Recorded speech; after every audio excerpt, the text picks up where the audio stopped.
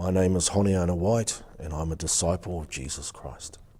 I grew up in a little bit of a harder way, I suppose is one way of putting it, but you know, when I'm back there, that was just what was normal, so you didn't really think that there was anything unusual going on. It was a lot of drinking and drug use and violence, a few broken bones and broken teeth. But as I say, when you're in that situation, you just accept that that's what's normal. So there was a lot of pain back there, you know, and I was looking for a switch, a magical switch, where I could turn off that pain and I could turn on a good feeling. I was going with my wife to church. She was a Christian before me, so almost out of a duty to her, I would attend and show her that at least my intentions were good and that it's okay if she wanted to be a Christian, but I didn't. I had no, I'm being honest here, I had no actual interest in becoming a Christian.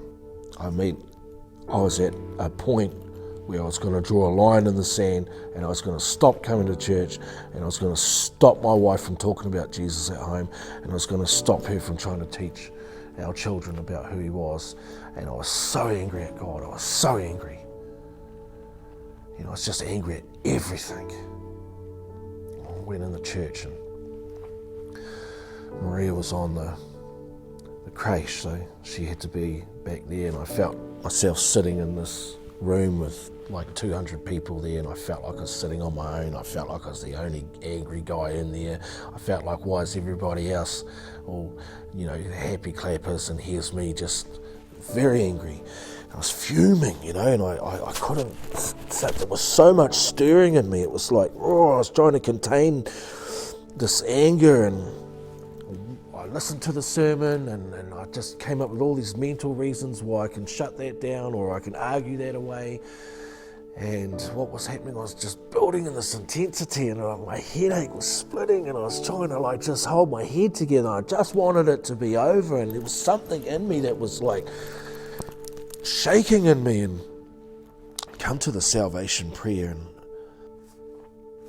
what he said was, perhaps you've been here before. And it really started to penetrate, and it made me, in my mind, I thought back to when I was a kid. I could actually see myself running around, probably about 5-6 years old, innocent as, before all those horrible things ever happened.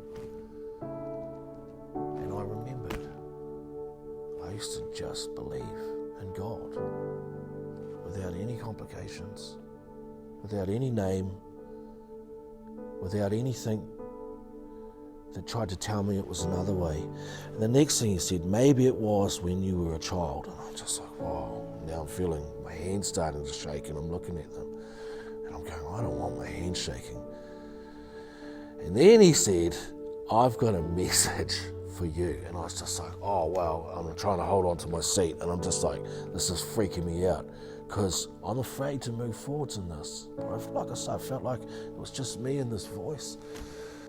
And then he said, my message to you is it's okay to come back. And I was just like, whoa. I'm holding my hands over my eyes. I'm crying, and I'm a big guy. I don't want to be crying, especially not in a church with all these people around. And I was crying. And I was crying, and I felt something in me, and I was touched. And I know, I felt like a physical touch, and I felt that those pains and that scarring that was in there started to just unfold and fall away.